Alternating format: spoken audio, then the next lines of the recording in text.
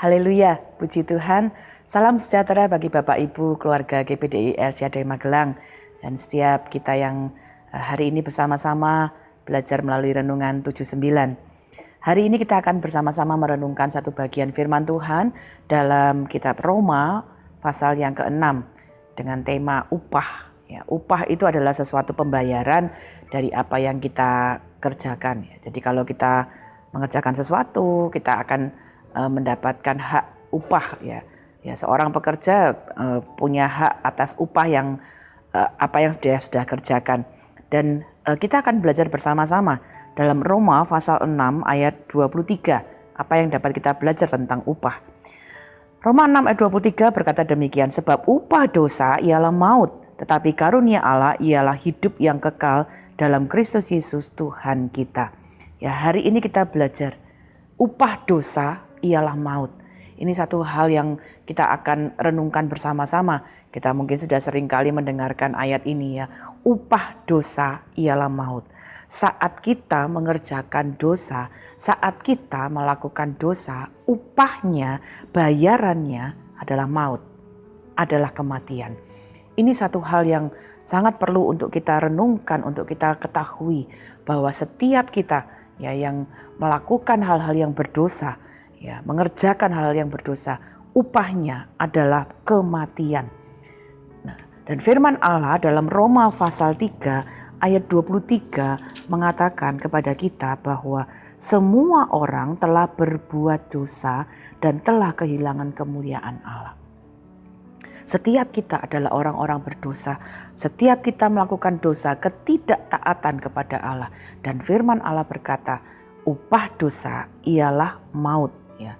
Upah dosa ialah maut itu bahkan sudah diberitahukan kepada manusia sejak di Taman Eden. Kita lihat sejenak ke Kejadian pasal yang kedua ayat 16 sampai 17. Sejak manusia pertama ketika mereka ada di Eden ada perintah Tuhan. Kejadian 2 ayat 16 sampai 17. Lalu Tuhan Allah memberi perintah ini kepada manusia. Semua pohon dalam taman ini boleh kau makan buahnya dengan bebas. Tetapi pohon pengetahuan tentang yang baik dan yang jahat itu janganlah kau makan buahnya. Sebab pada hari engkau memakannya pastilah engkau mati. Ya, kita lihat bahwa ada satu petunjuk untuk tidak melakukan hal-hal yang dapat mengakibatkan kematian. Ketika firman Allah mengajarkan kepada manusia, kalau engkau tidak taat, engkau hidup di dalam dosa, pasti engkau akan mati. Dan kita belajar dari kisah di Kejadian pasal 2 bahwa Adam pun kemudian tidak taat dan jatuh ke dalam dosa. Itu sebabnya upah dosa, maut itu menjadi bagian dalam kehidupannya.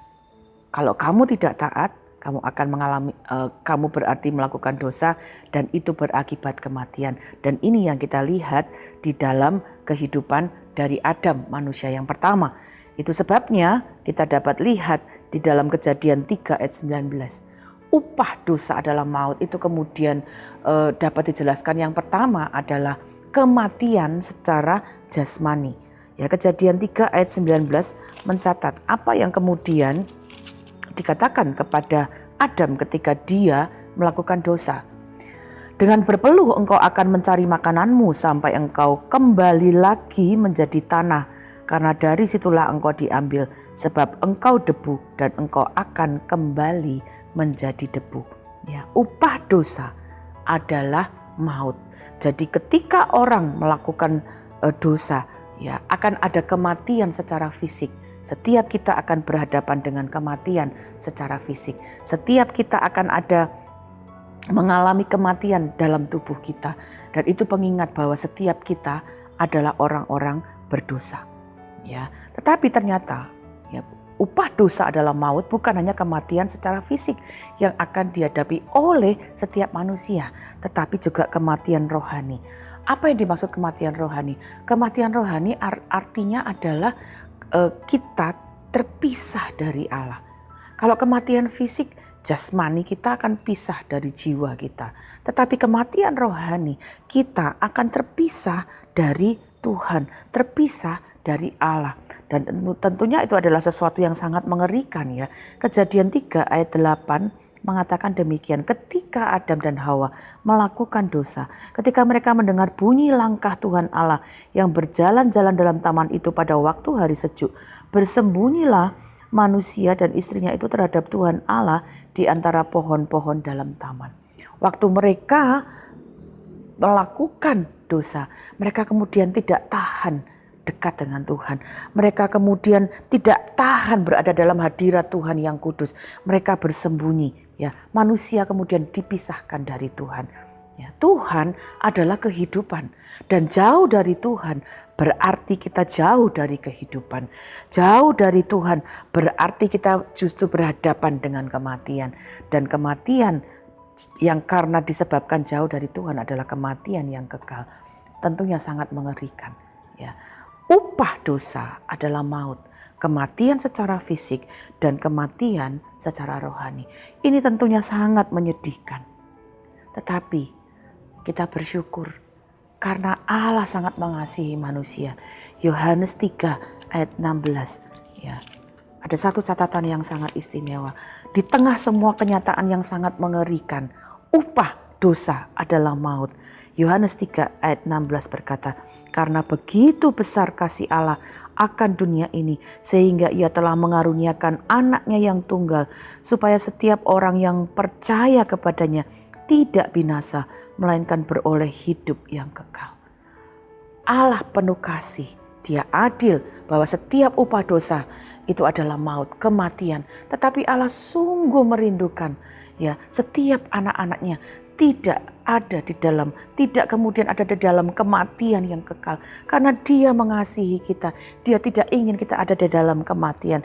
Itu sebabnya Allah mengirimkan anaknya. Untuk apa? Membayar upah dosa kita. Upah dosa yang adalah kematian itu kemudian dibayar, ditanggungkan kepada anaknya, Yesus Kristus.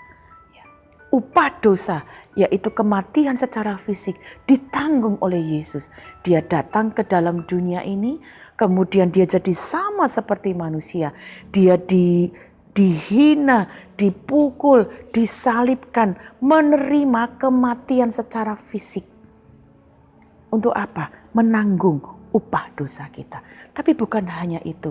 Yesus kemudian juga mengalami kematian secara rohani, di mana Dia terpisahkan dari Allah. Itu sebabnya kita ingat satu bagian seruan ketika Yesus disalibkan. Tuhanku, Tuhanku, mengapa Engkau meninggalkan aku? Yesus di dalam kematiannya secara fisik juga mengalami keterpisahan dengan Allah. Untuk apa? Menanggung dosa kita.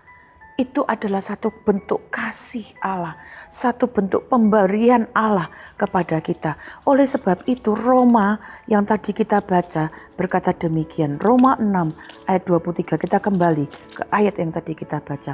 Upah dosa ialah maut. Tetapi di tengah kenyataan ini ada karunia. Karunia Allah itu artinya pemberian. Pemberian itu sesuatu, karunia itu adalah anugerah. Harusnya kita tidak layak, harusnya kita tidak bisa terima itu.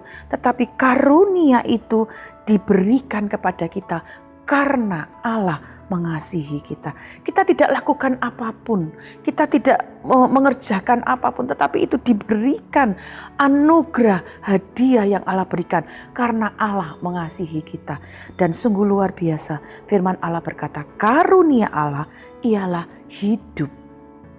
Kalau tadi upah dosa adalah mati, kematian, tetapi karena Allah mengasihi kita, Dia memberikan pemberian yang di dalamnya ada hidup.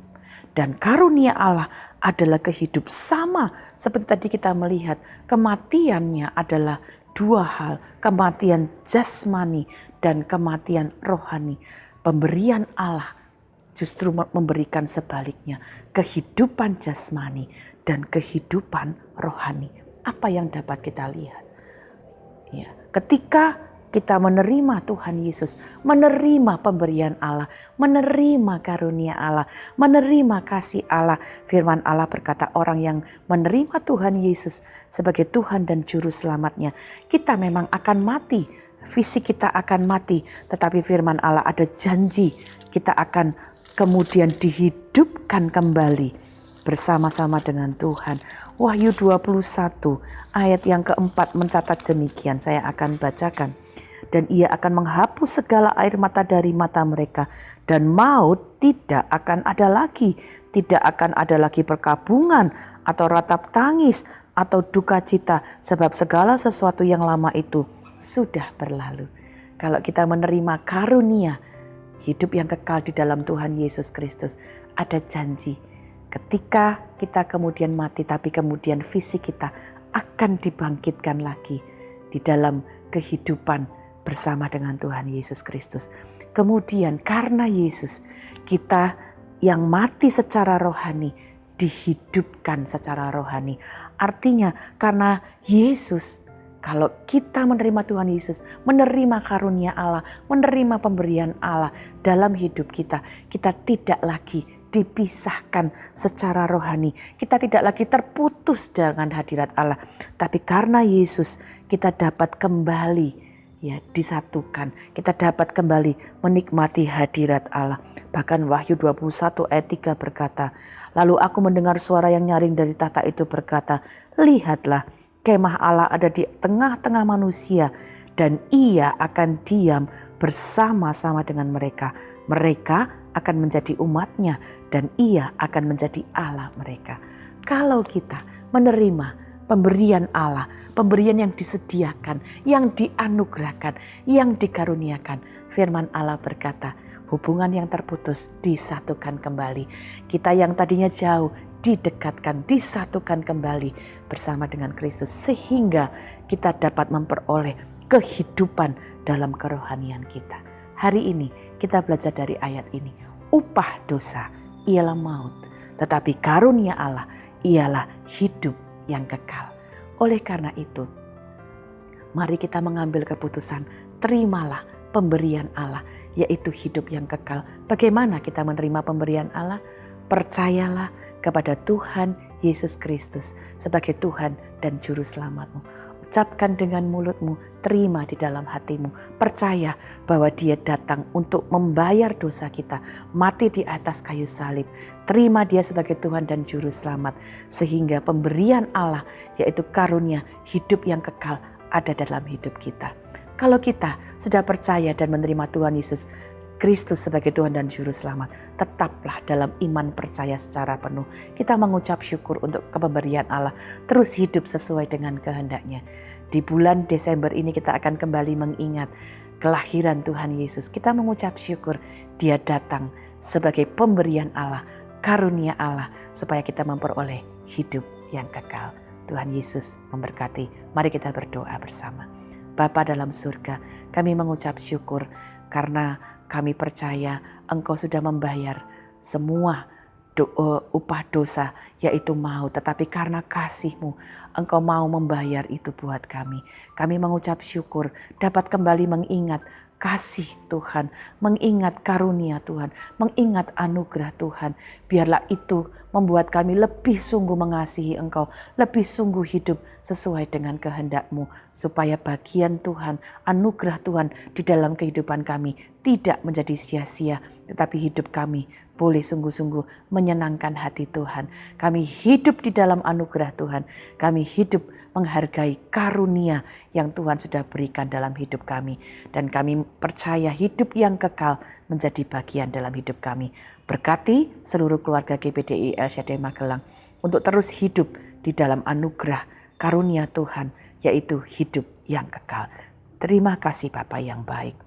Terima kasih untuk kasih karunia-Mu ya Allah, yang menyelamatkan dan mendidik seluruh keluarga GPDI El Shaddai Magelang, supaya meninggalkan kefasikan dan keinginan duniawi, supaya kami hidup bijaksana, adil, dan beribadah di dalam dunia sekarang ini.